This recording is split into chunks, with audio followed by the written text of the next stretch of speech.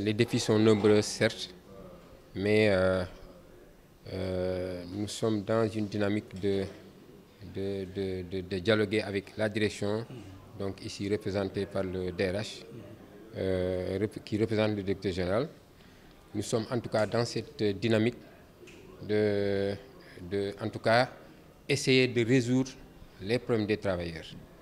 Les défis sont nombreux, comme je l'ai dit tantôt. Et nous avons récemment, avec la direction générale, validé un accord d'établissement, donc avec beaucoup d'avantages. Donc,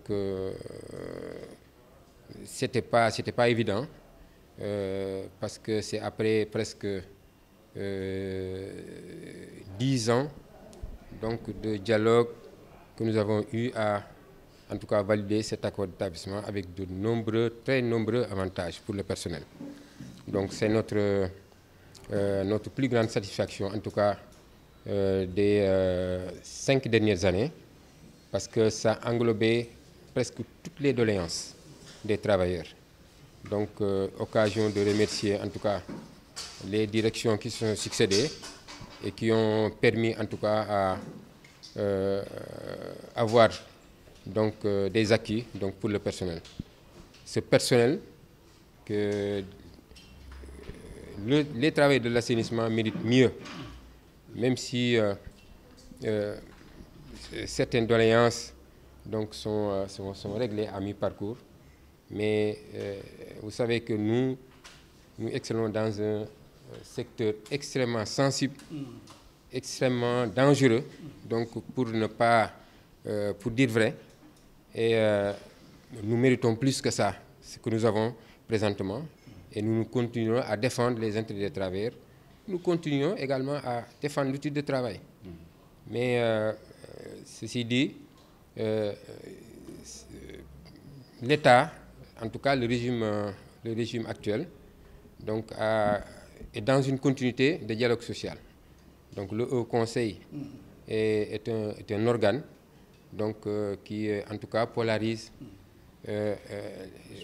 les partis, l'espoir, en tout cas, des travailleurs que nous sommes, est un cadre de réflexion et de dialogue, donc pour, en tout cas, apaiser le climat social, donc, dans les entreprises, mais dans le pays également. Oui, effectivement, c'est vrai que nous sommes, le secteur est dangereux, comme je l'ai dit, mais toujours dans cette optique, dans cette dynamique, nous essayons d'améliorer tant soit peu, en tout cas, la sécurité du travail. Nous avons mis en place un service, je pense, qui s'occupe de l'hygiène et de la sécurité.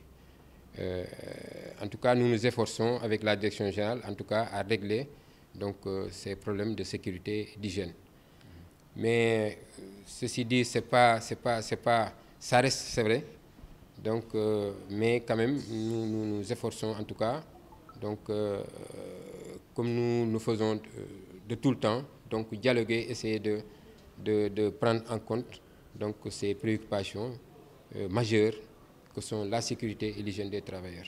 Magnifier cette rencontre qui s'inscrit dans une mission quand même de l'organisation syndicale qui est de faire ces renouvellements d'instances à chaque étape et ensuite un moment d'échange, de réflexion sur le bilan à mi-parcours, un bilan donc qu'on peut estimer donc avec beaucoup de points de satisfaction du point de vue de la revendication syndicale. Ils l'ont dit tantôt, et heureux que le représentant même de la direction générale tout à l'heure dans son speech a marqué en fait le dialogue social est instauré, c'est une réalité palpable au sein de l'ONAS et s'apprête également à mettre en place un comité